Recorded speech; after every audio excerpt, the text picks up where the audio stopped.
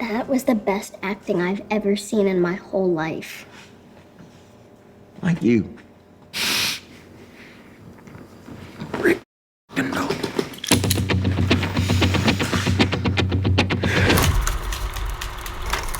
This is Kenneth Turan of the Los Angeles Times. I'm here with my colleague Justin Chang, and we're here to talk about one of the most anticipated movies of the late summer, Quentin Tarantino's Once Upon a Time in Hollywood. Now, both Justin and I saw it in Cannes when it had its world premiere. We've both seen it again recently, and I'm curious, Justin, what did seeing it a second time, what came into your mind? What changed? What was emphasized? What did the second time screening do for you? I think it reaffirmed I really like this movie, which I think we both felt when we saw it at Cannes. And it's a relief because, for a lot of reasons, I think Quentin Tarantino, who he is, the kinds of movies he makes, his persona, his portrayal of history, his portrayal of violence, there were a lot of reasons going in to perhaps be anxious or wonder, what is he going to do with this period of history which covers, among other things, the Charles Manson murders and features Margot Robbie playing Sharon Tate. And we obviously can't give away how that all works out, but I think it's a really joyous movie in a lot of ways because so much of the movie is about Tarantino's elaborate recreation of this late 60s milieu in Hollywood. It's LA, it's the entertainment industry at a time of great transition, and there's so much. It's a great movie just to look at, and it's a world that you get lost in.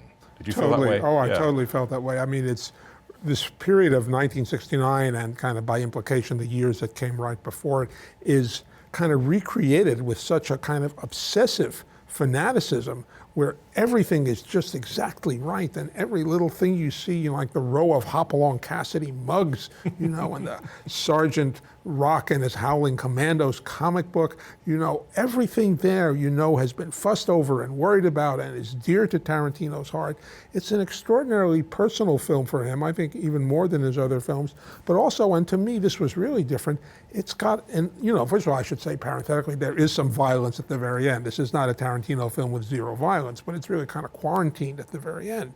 But there was really kind of a warmth towards his characters that you don't always feel, and also kind of a real elegiac feeling, kind of an end of an era feeling, which again is just not business as usual for Tarantino.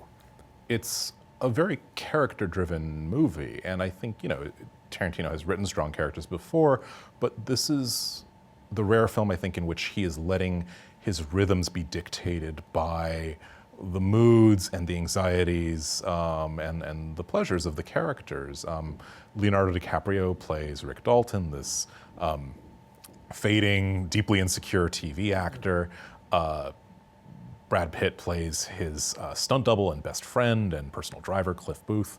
It's really a buddy comedy. It's a hangout movie. It's like the most expensive hangout movie you've ever seen. And then the third character in this, who kind of forms an emotional triangle, even though their paths don't really intersect, is the character of Sharon Tate, played by Margot Robbie. And it's just the way this develops. It was very unpredictable to me, and it's building toward. Of course, you sense that it's building toward, the violence, the way that the '60s built to the Manson murders and disappeared into the whole of that tragedy. But I will say only just it's the way Tarantino takes this. I think is both what you might expect and not what you might expect. Yeah. And it's a very moving film as well. Did you find that? Oh, totally. Whatever I felt about Tarantino's movies, and for me mostly it's not been positive. I'm not moved by them emotionally, and you don't hear people say, I was really moved by that movie, but this is different for him. I think one of the things people should have on their minds when they see it, because I remember watching it the first time and I kept saying, well, I like all this stuff, but when is the movie gonna start? And then I came to realize all this stuff is actually the movie. The peripheral is central here. The kind of stuff that in another movie would be just kind of like window dressing till the plot kicks in. That's what this movie's about. There is plot, obviously, but I think in his mind, in Tarantino's mind, and in the film he's given us, the plot is not what you go for. You go to enjoy the characters. There's great warmth on his part towards the characters. You go to enjoy the recreation. You go to enjoy the feeling. You don't go to see, well, I wonder how things work out.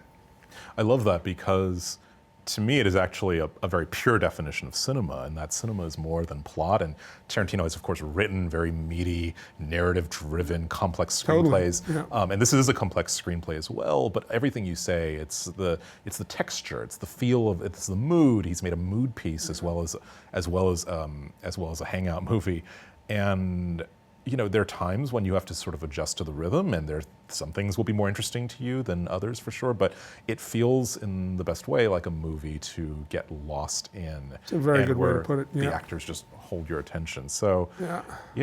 there's so much to say about this film. I think we've only scratched the surface, and I'm hoping that this, a Tarantino movie is always an event of sorts. I'm curious how this one will be received. I am too, I mean, as much as the first waves of people who've seen it have all been mostly very positive, you never know what's going to catch on with the world at large, and I'm very curious to see if this catches on.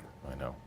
We will continue to keep an eye on this movie and others. You can read Kenny's review of Once Upon a Time in Hollywood and all our summer movie coverage at latimes.com.